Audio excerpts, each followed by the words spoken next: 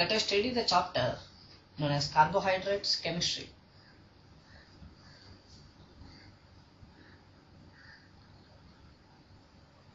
Carbohydrates are the most abundant organic molecules which are present in the nature. These carbohydrates are primarily composed of the elements carbon, hydrogen and oxygen. According to the definition, the carbohydrates may be defined as polyhydroxyaldehydes or ketones or compounds which produce them on hydrolysis.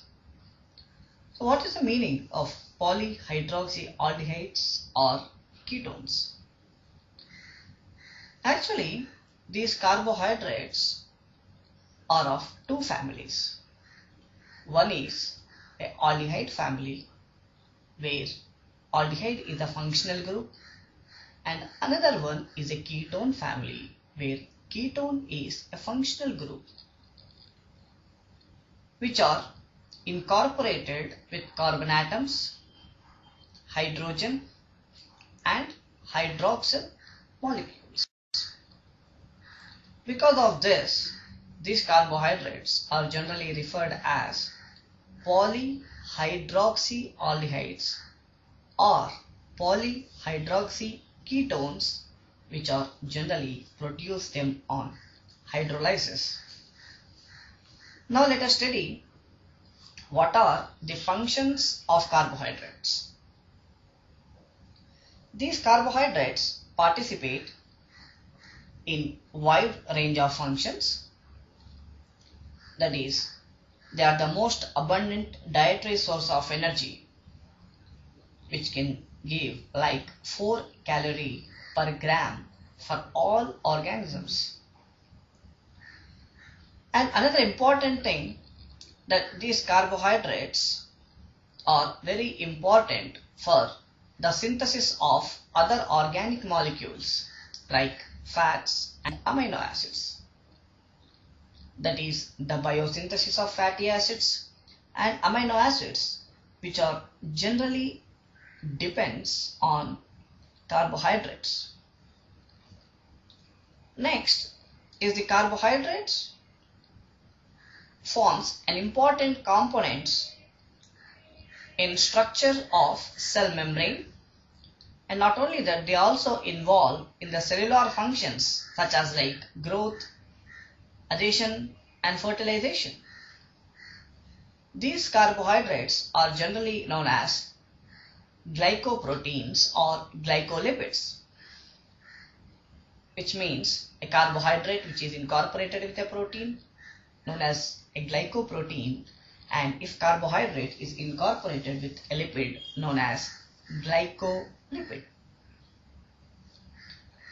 Now, these carbohydrates also forms a structural component of many organisms, which includes the fiber of plants, that is in the form of cellulose, exoskeleton of some insects, you can see in the cockroach, and also the cell wall of certain microorganisms which are generally made up of carbohydrates, mostly polysaccharides.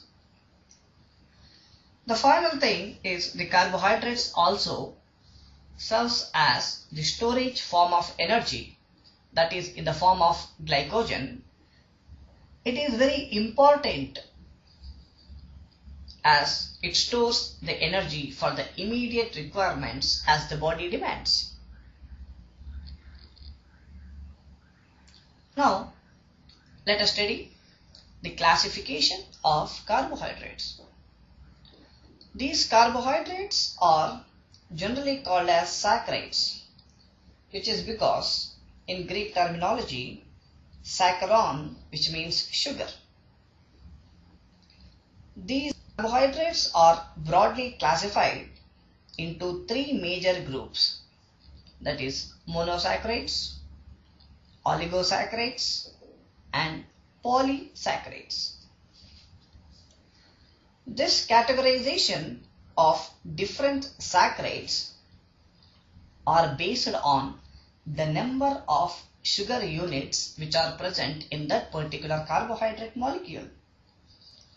That is, mono means if a sugar unit is only 1. Oligo means which are generally called as like 2 to 10 sugar units which are held together, and polysaccharides which is more than 10 sugar units which is present in a particular carbohydrate molecule. It is very interesting to know that the mono and oligosaccharides are sweet to taste, and these polysaccharides are tasteless. Now, let us study in detail about monosaccharides.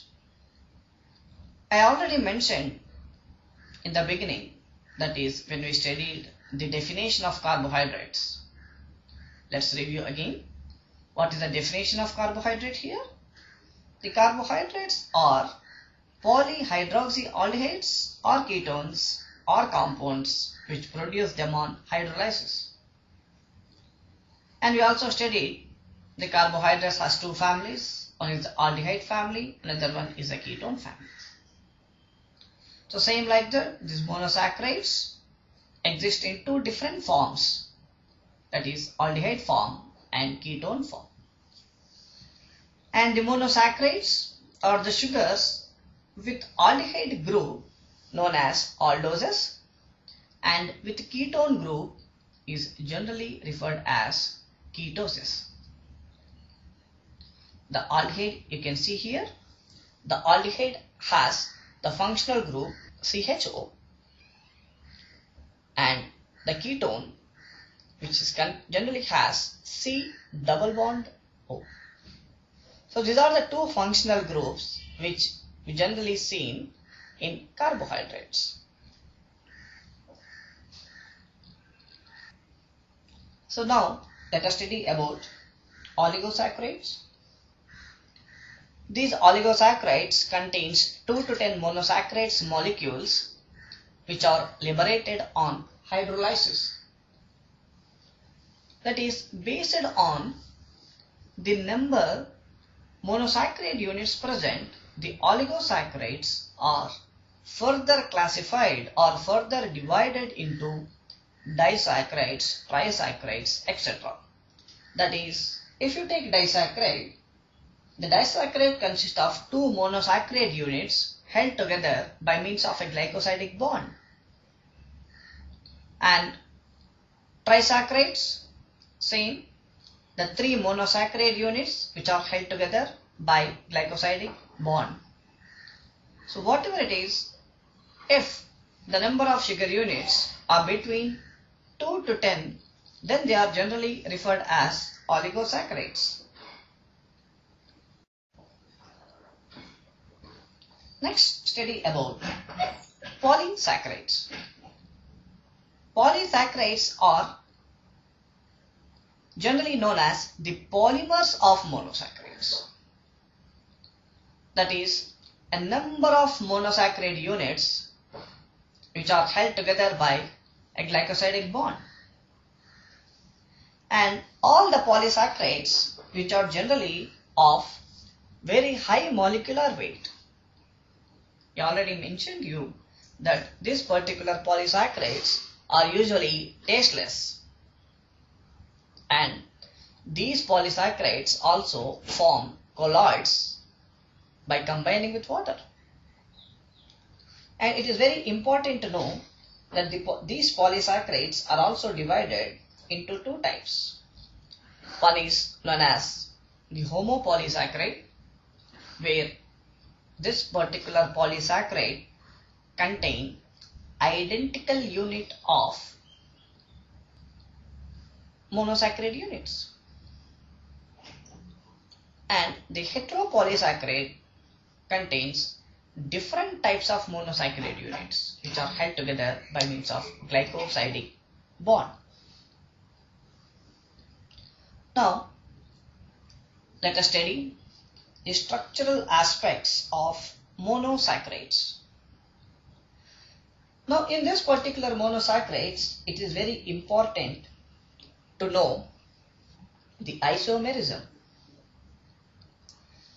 That is, the stereoisomerism is an important character of monosaccharides, where the stereoisomers are the compounds that have the same structural formula but differ in their spatial configuration. Example, I already told you that this particular carbohydrate exists in two different forms, that is aldehydes, the sugar with aldehydes known as aldoses, and ketones, the sugar with ketone is known as ketoses. A particular monosaccharide, if we take an example, that is glucose, which has formula C6H12O6. The formula is same in glucose and even in fructose. But this particular glucose is known as hexose with aldehyde as the functional group. That's why it is known as aldohexose. And fructose, if you see, it has a ketone. That's why it is known as a ketohexose. So what is the difference between the glucose and fructose here? The glucose is a aldohexose and fructose is a ketohexose. That is very important point to note. That's why it is very important to know about stereoisomerism. Now I think all of you understand well that these stereoisomers are the structural compounds that have the same structural formula but they differ in their spatial configuration. And it is very important to know also some basic chemistry that all of you studied in your intermediate classes, that the carbon has a valency 4.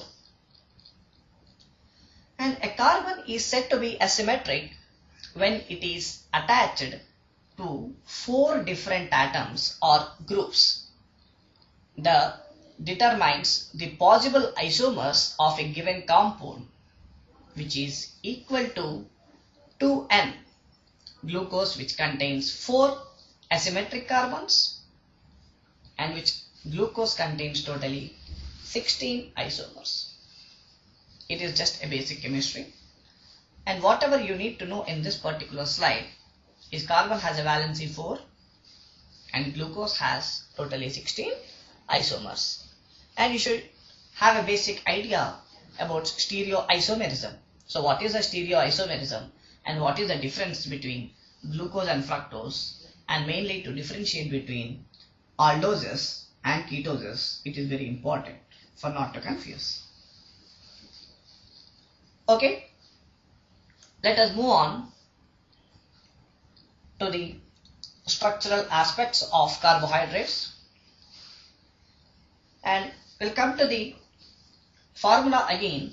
We already studied the carbohydrates are generally known as hydrates of carbon. In the name of carbohydrates itself, you can see carbo, which means carbon, hydrates means water.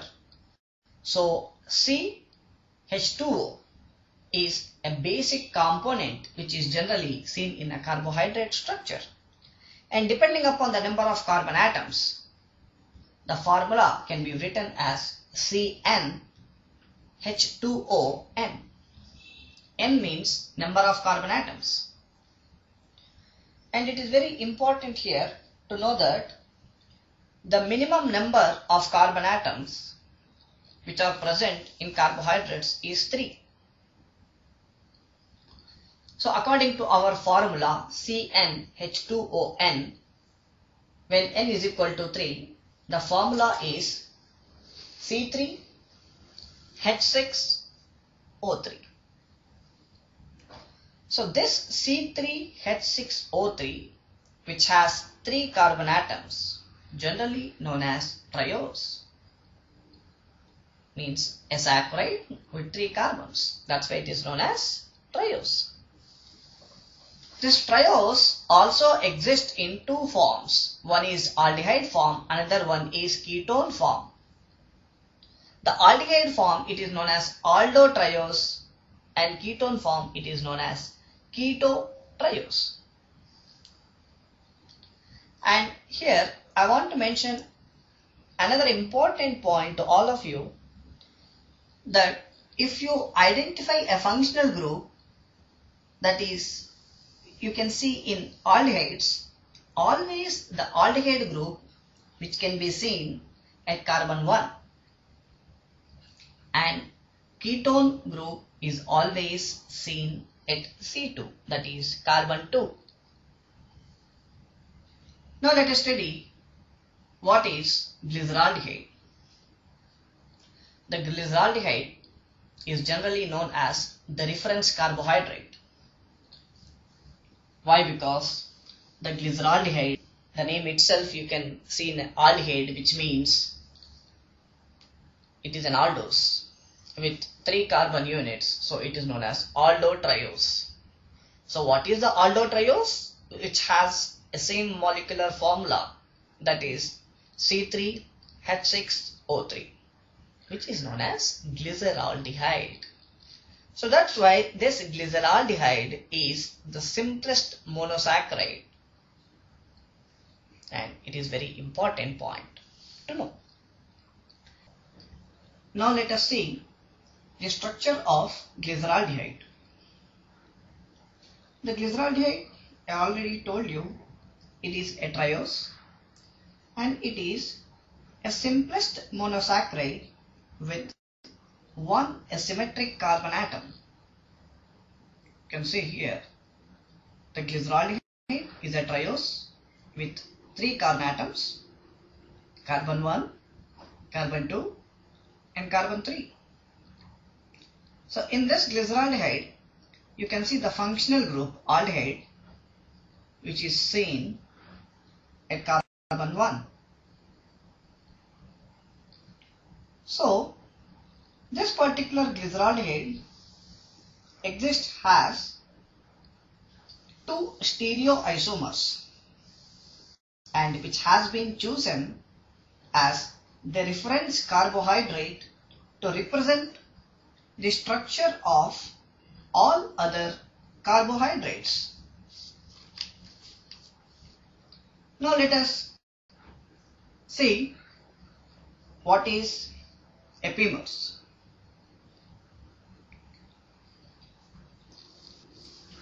Two monosaccharides differs from each other, that is in their configuration, around a single specific carbon atom.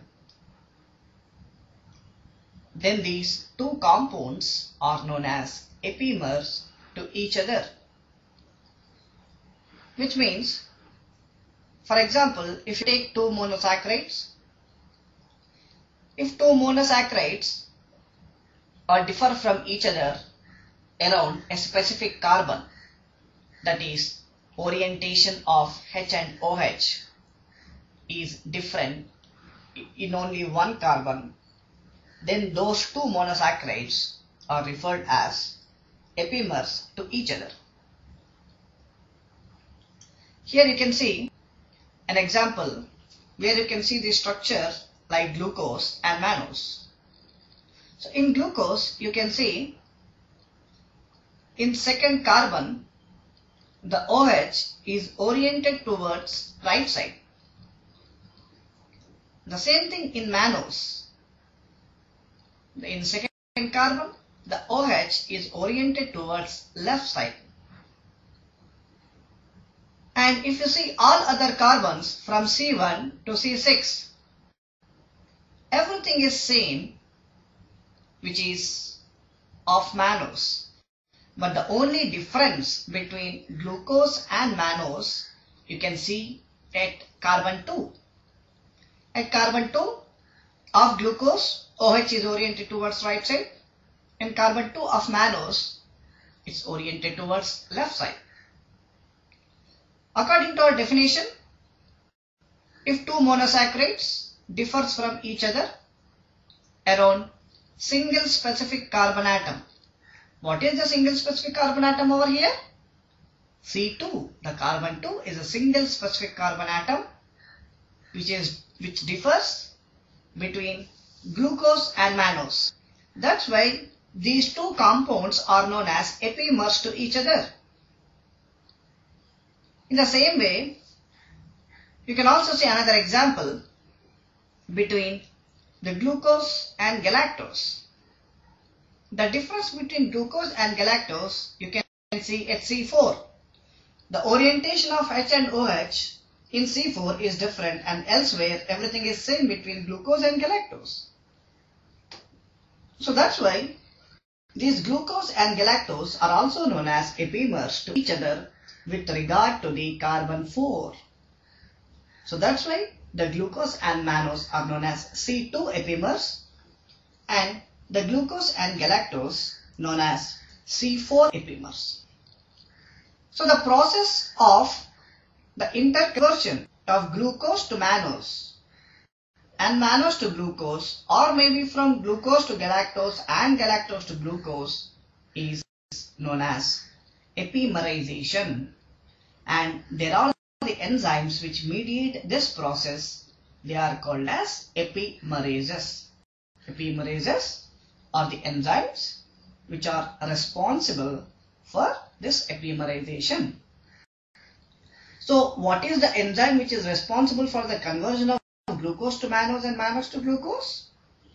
It is C2 epimerase, which is very important point to note. C2 epimerase is an enzyme which is responsible for the interconversion of glucose to mannose and mannose to glucose.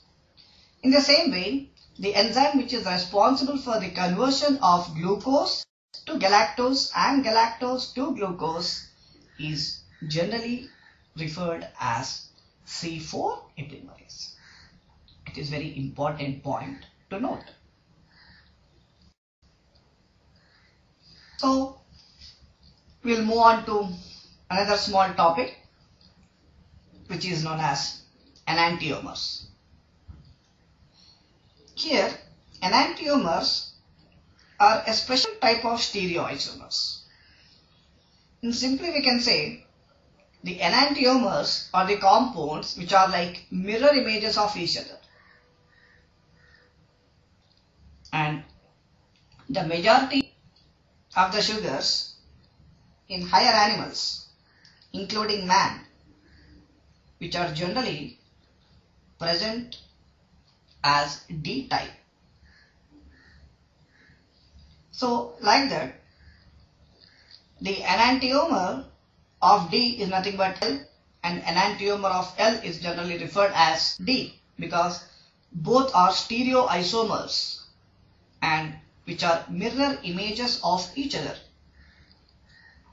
And clinically it is not important, just you should know like what is a mirror image and what is the difference between the D and L isomers.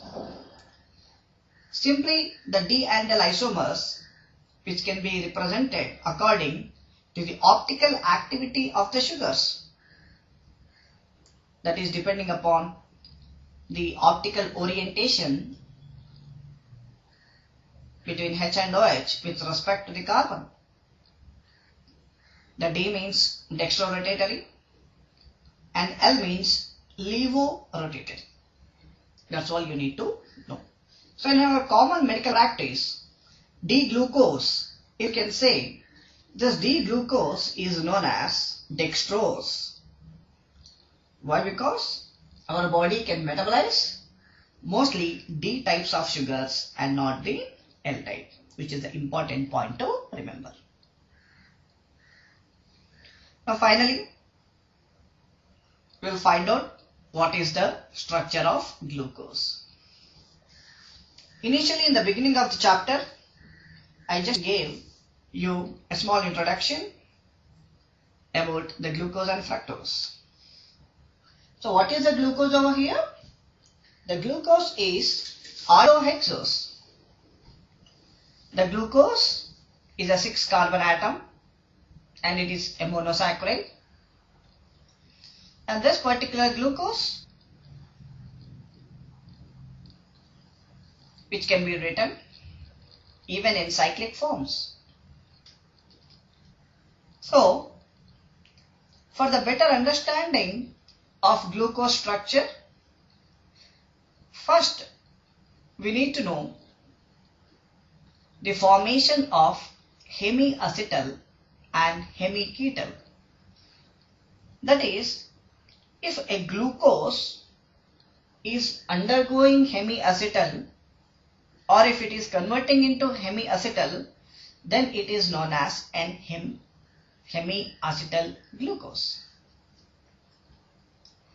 So how these particular hemiacetals and hemiketals are formed? That is, how the hemiacetal glucose is formed. The hemiacetal glucose is formed when an aldehyde group reacts with the alcohol group. So that is, the aldehyde group of a monosaccharide, for example, you can take that monosaccharide as a glucose. So you already know the glucose has so many hydroxyl groups. So according to the definition of carbohydrates itself, we already said that the carbohydrates are polyhydroxyaldehydes or ketones. So you already know the functional group of aldehyde is present at C1 and in ketone which is present at C2. So that particular functional group, it may be aldehyde or ketone which reacts with the OH group of same alcohol. That is OH group of same monosaccharide, not alcohol. So the hydroxyl group of a monosaccharide which reacts with its own aldehyde or own keto functional group, then the resultant compound which is formed is known as hemiacetal or hemiketal. Example, if it is glucose, it is known as hemiacetal glucose. Glucose doesn't form hemiketal. Why? Because glucose doesn't contain a ketone group. It is very important to know. Fructose can form hemiketal and glucose can form hemiacetal because of the presence of aldehyde and ketone group between glucose and fructose. So here, how the aldehyde group reacts with the alcohol. If you see the glucose structure, the OH group of carbon 5 is held towards right side, which reacts with the carbon 1, that is aldehyde group. It is very important to know. So where you can see here,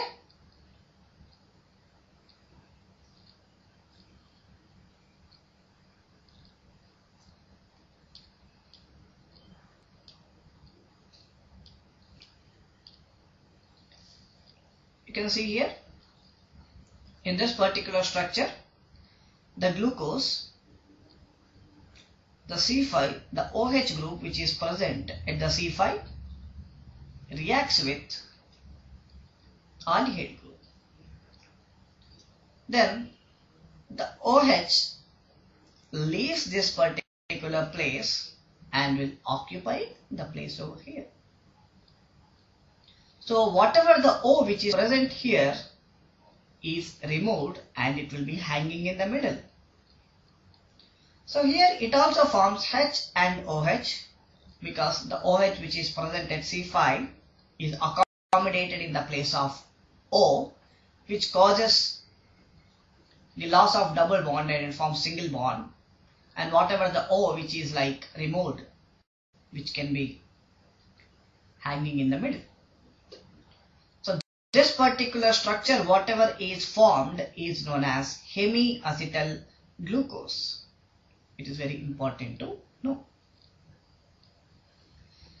So according to the H and OH groups, which are present at the C1 of hemiacetyl glucose, the D-glucose can be named as alpha or beta.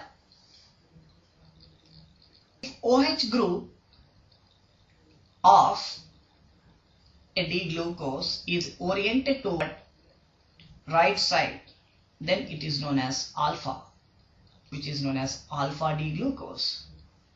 If the same OH group of C1 is oriented towards left side, then it is known as beta, that is beta D-glucose. So now what is the difference between alpha D-glucose and beta D-glucose? Only at C1.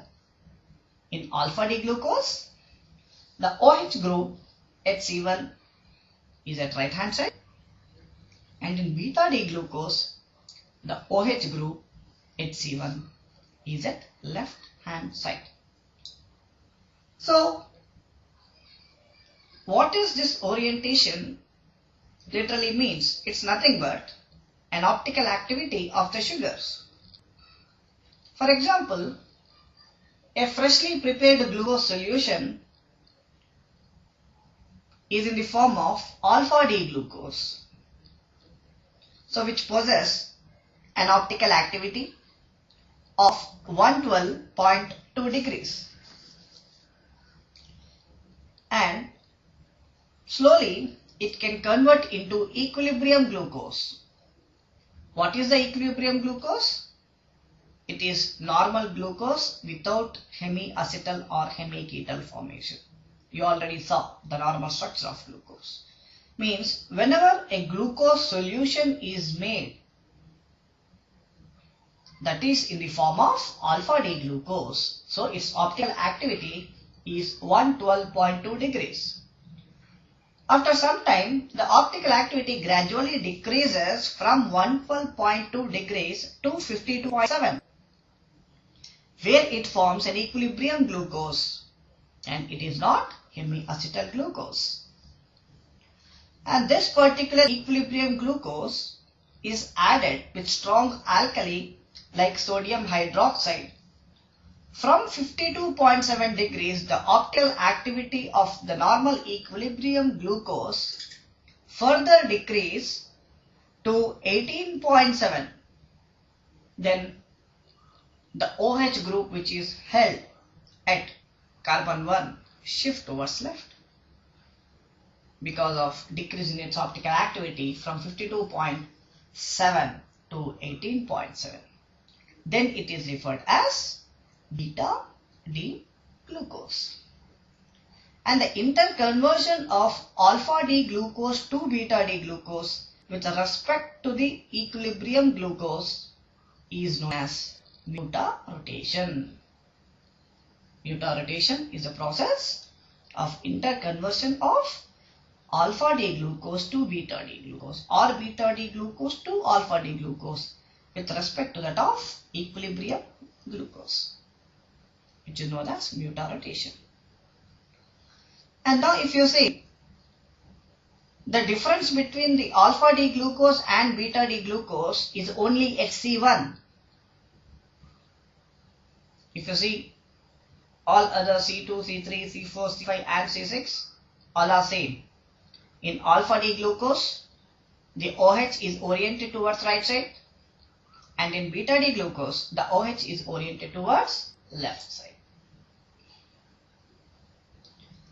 So, this alpha D-glucose and beta D-glucose are known as anomers to each other. They are known as anomers. So now what is the definition of anomers? If two monosaccharides differs from each other around its configuration at C1, known as anomers to each other. So here if you see the alpha D-glucose and beta D-glucose, they differ from each other at C1.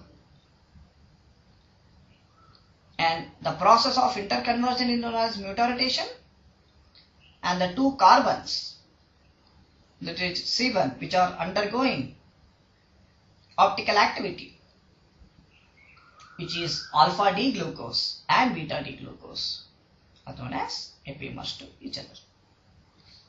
Now, here we will see in this particular slide the structures, the important structures which we are going through in our next topics or in like metabolisms. These are the things which are like important to know.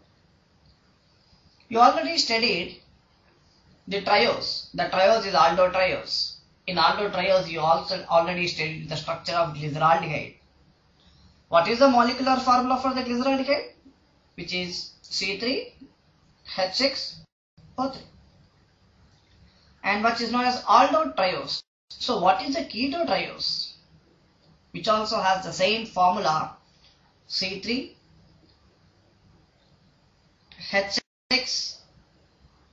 and O3.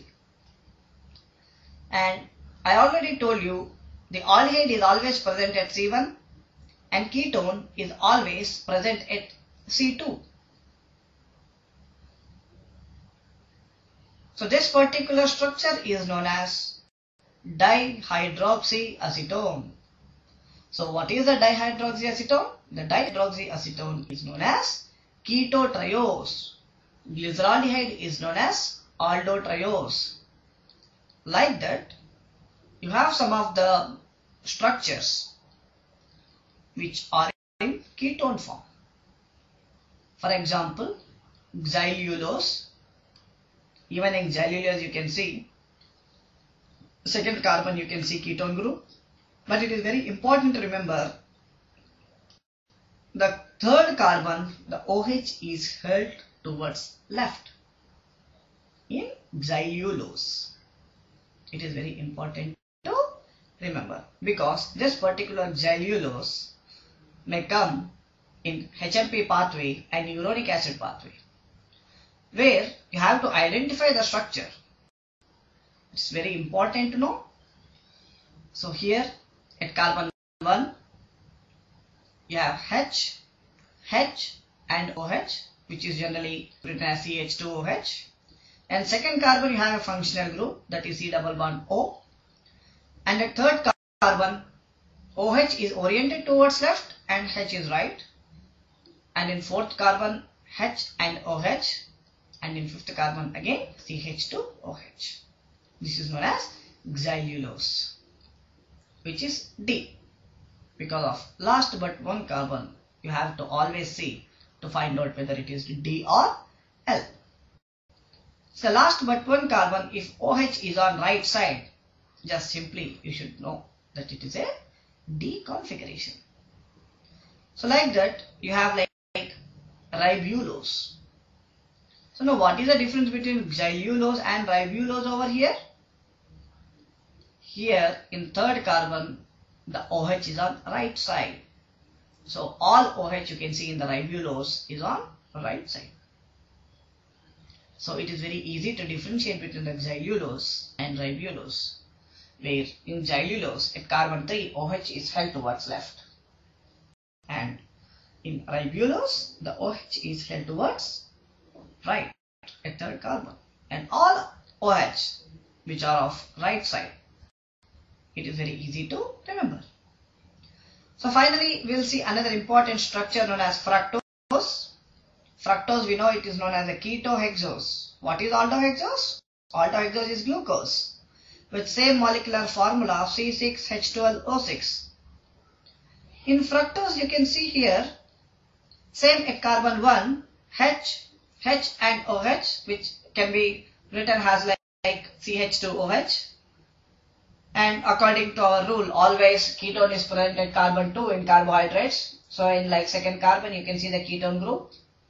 Here also you should know in fructose the HO and H, not HOH. So at third carbon it is reversed.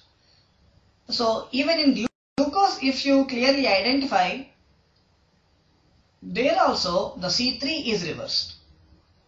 Here also the C3 is reversed. Everything will be H and OH. So even in glucose, at carbon 3 itself, OH is directed towards left hand side, and even in fructose. So like this, you have to remember the structures should be in the position to identify them whenever these particular structures are given. Why? Because sometimes in the MCQ they may give the two structures and they'll ask you what is the enzyme in the middle. So first of all, you should be in the position to identify what are those two structures are, what are the products, and what are the substrates which are converting into products. So you have to identify the substrate and products, then only you can identify what is the enzyme. So this kind of MCQs may also be seen in the exam. That's why at least at these structures you should have some knowledge to know. Okay. Anyway, next is like pseudoheptulose. The pseudoheptulose with 7 carbons. So this is also very easy to remember. Like with 7 carbons with same rule. Ketone at second carbon and at third carbon H and OH is oriented. Reverse, that is HO is off left side and H on right side. So these are the only ketones which can be widely used. That is dihydroxyacetone, ketotriose, xylulose, ribulose, fructose and pseudoheptulose. These are the structures which are important. So finally, we will study about the pyranose and furanose structures. There is a Hauer projection formulae are depicted by a 6-membered ring which is known as pyran or pyranose ring, or 5-membered ring furan, it is known as the furanose ring. So pyranose is a 6-membered ring and furanose is a 5-membered ring. This particular cyclic form of glucose or fructose can be written on the basis of hemiacetal and hemiketal monosaccharides. You already studied what is a hemiacetal and how hemiacetal glucose is formed. Again, let's review how hemiacetal glucose is formed. When aldehyde group of a monosaccharide reacts with its own alcohol group, that is OH group, then the resultant compound is known as hemiacetal. I already showed you example also. The OH of glucose at carbon 5 is reacted with O at carbon 1 where the double bond is lost, and it also forms single bond and HOH where whatever the OH is raised from the carbon 1 which will be hanging in the middle. So based on this particular hemiacetal and hemiketal formulae, these cyclic form of glucose or fructose can be written. And now let us see. I already briefly told you what is the anomers and what is the meaning of the muta-rotation when we studied the hemiacetal and hemiketal itself. Like let's review again. The alpha and beta cyclic forms of D-glucose are known as anomers.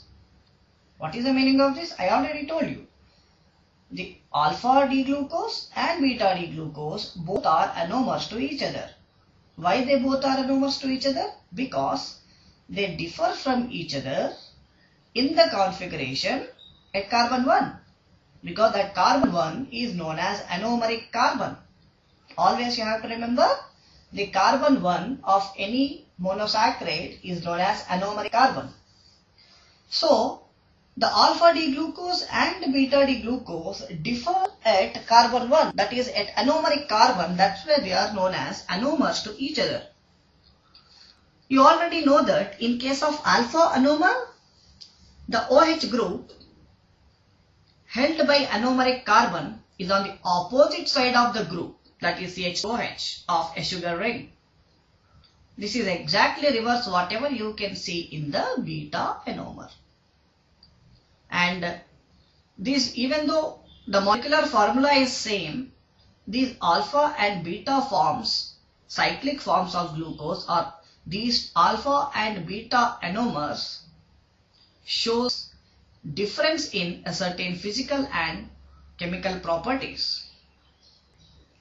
So finally, what is the meaning of a mutarotation now? I already told you. The interconversion of alpha to beta and beta to alpha. That is, alpha D glucose is converted to beta D glucose with respect to the equilibrium, and beta D glucose is also converted to alpha D glucose with respect to the equilibrium. This interconversion from alpha to beta, beta to alpha is referred as mutarotation. So how the optical activity changes? I already told you. The freshly prepared glucose solution has 112.2 degrees and it gradually attains an equilibrium, that is 52.7. And when it is presented with strong alkali like sodium hydroxide, the optical activity further decreases to 18.7. And it is very important.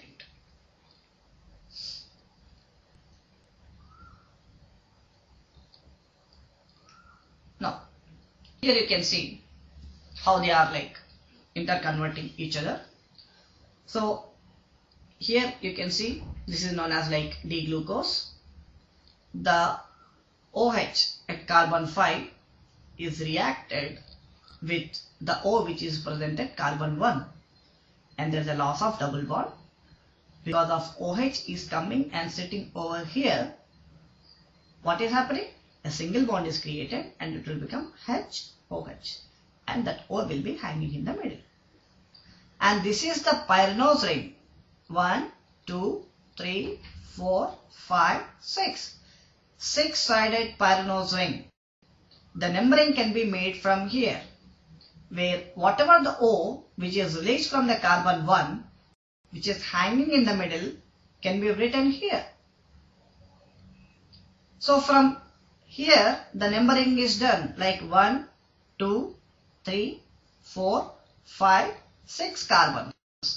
So what is seen at carbon 1 over here? HOH, because this OH is sitting over here and O will be hanging in the middle, that we already written over here. So here in the carbon 1 you can see HOH. So in carbon 1 what we write? HOH. So what is at carbon 2? Same, HOH. So that's what we wrote, HOH. But we know in the carbon 3 of glucose and galactose and xylulose is different, which is reverse. So in carbon 3 we will write HOH. Here you can see in carbon 3 HOH and elsewhere HOH. And because of at carbon 5 the OH is sitting at carbon 1, in the carbon 5 you can only see H. That's what you are writing over here. At carbon 5 you have only H, and finally carbon 6 you are having CH2OH. So whatever it is, how you identify whether it is alpha or beta? By seeing carbon 1, right? Because carbon 1 is known as the anomeric carbon. So here you can see the carbon 1 OH is on right hand side, HOH. That's why it is known as alpha, which is known as an equilibrium, which is normal structure with double bond OCHO in the first one. And here you can see the HO is shifted over here in beta. You can see here. So the change can be seen in anomeric carbon. So the interconversion of alpha D glucose to beta D glucose, because it is a pyranose ring, we can also say that alpha D glucopyranose to beta D glucopyranose and vice versa is generally known as mutarotation. And those alpha and beta cyclic forms of D glucose are referred as anomers to each other.